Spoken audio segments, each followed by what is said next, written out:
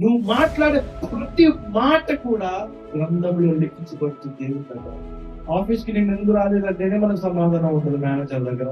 ఎందుకు మనం మాట్లాడకూడదు తెలుసా? మనం దేవుని సొత్తుగా ఉన్నాము, లోకానికి సొత్తుగా లేవు, దేవుని పిల్లలుగా ఉన్నాము. We belong to God.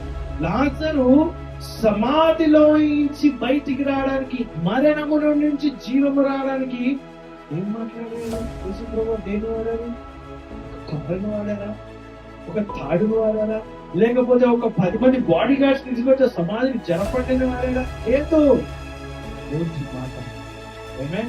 పెద్ద తుఫాను వస్తుంది. మార్కు సువార్త 4:39 వచనంలో పెద్ద తుఫాను వచ్చినప్పుడు యేసుప్రభువు ఏం చేస్తున్నారు పడవలో? చెప్పండి. పడుకున్నారు. కానీ శిష్యులందరూ చూసి తుఫాను భయపడిపోయారు. యేసుప్రభువు మళ్ళీ ఏం వాడారు ఇక్కడ? నోటి మాట.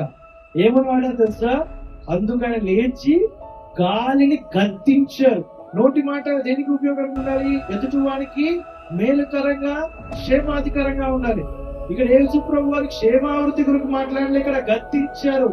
సమస్యను చూసి గద్దించారు, ఇతరులను చూసి ప్రేమగా మాట్లాడారు. హల్లెలూయా. ఇక్కడ సమస్యను చూసి ఏం చేశారు? గద్దించారు. మన లైఫ్ లో కూడా మనం చేసింది తెలుసా? ఇతరులతో క్షేమాభివృద్ధికరంగా మేలు కొరకు మాట్లాడాలి, సమస్యలు చూసి గద్దించాలి.